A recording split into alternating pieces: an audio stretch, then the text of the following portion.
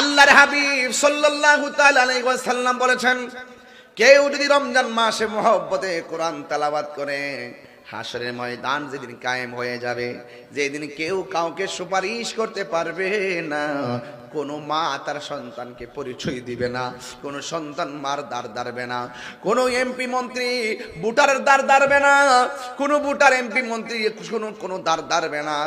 আল্লাহর হাবিব সাল্লাল্লাহু আলাইহি সাল্লাম বলেছেন, এই কঠিন মুসিবতে কোনো মানুষ মানুষের পাশে দাঁড়াইবার কোনো ক্ষমতা থাকবে না। ওই কঠিন মুসিবতে কেউ যদি দুজুকি হয়ে যায়, তার আমলনামায় যদি রমজান মাসের কোরআন তেলাওয়াত থাকে, ওই জাহান্নামের গেটে কোরআনটা ডাইরেক্ট দাঁড়ায়া যাবে।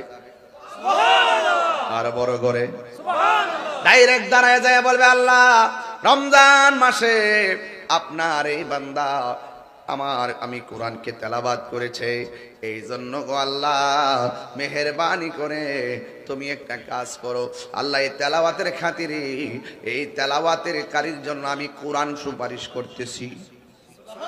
কোরআনের সুপারিশে আমার আল্লাহ রাব্বুল আলামিন তেলাওয়াতকারীকে জান্নাত দিয়ে দিবে। তাইলে রমজানে তেলাওয়াত করলে লাভ আছে না নাই? কোন বলবেন, হুজুর আমি তো কোরআন পারি না।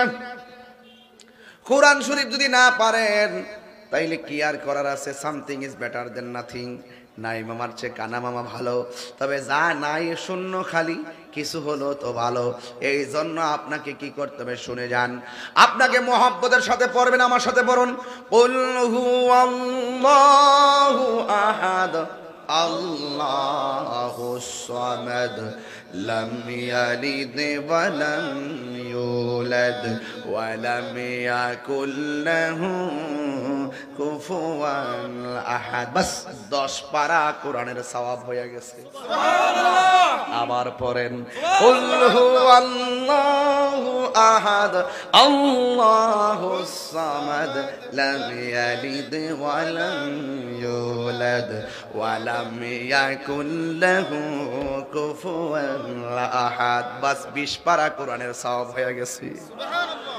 আবার বলেন, কুল হুয়াল্লাহু আহাদ আল্লাহুস সামাদ লাম ইয়ালিদ ওয়া লাম ইউলাদ ওয়া লাম ইয়াকুল লাহু কুফুয়ান আহাদ। বাস আল্লাহর হাবিব বলেন, যারা সূরা ইখলাস 3 বার মহব্বতে তেলাওয়াত করবে, আমার আল্লাহ রাব্বুল আলামিন তার আমলনামায় 30 পারা কোরআনের সওয়াব দিয়ে দিবি। সুবহানাল্লাহ।